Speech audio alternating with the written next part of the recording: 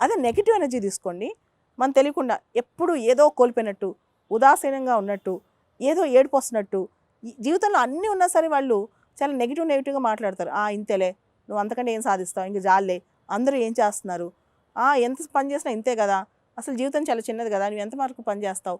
ఇదంతా negative energy అనమాట.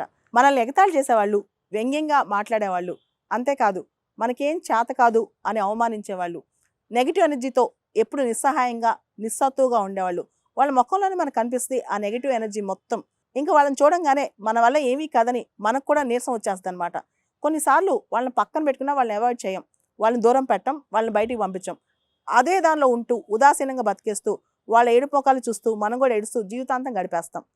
ఎన్ని ఛాలెంజెస్ వచ్చినా, జీవితం ఎట్లా ఉన్నా, ఎంత కొంపలు మునిగిపోయినా మహా అయితే ఏమవుద్ది, ఈ థాట్ మనిషికి వస్తే ఎప్పుడైనా హ్యాపీగా ధైర్యంగా ఉంటాడనమాట. చాలా వరకు నువ్వు ఎంత కష్టమైన బతుకులో ఉండు, ఎలాంటి పరిస్థితిలో ఉండు, కానీ నీ స్ట్రెంగ్త్ నువ్వే కాబట్టి ఎప్పుడు నెగిటివ్ ఎనర్జీని దగ్గర రానికు, ఎప్పుడు పాజిటివ్గా ఉండాలి. ఒక్కసారి అన్నిటినీ పాజిటివ్గా తీసుకోండి, పాజిటివ్గా ఆలోచించండి, అన్నిట్లోనూ పాజిటివిటీ ఎతకండి, లైఫ్ ఎంత అద్భుతంగా ఉంటుందో ఒకసారి చూడండి.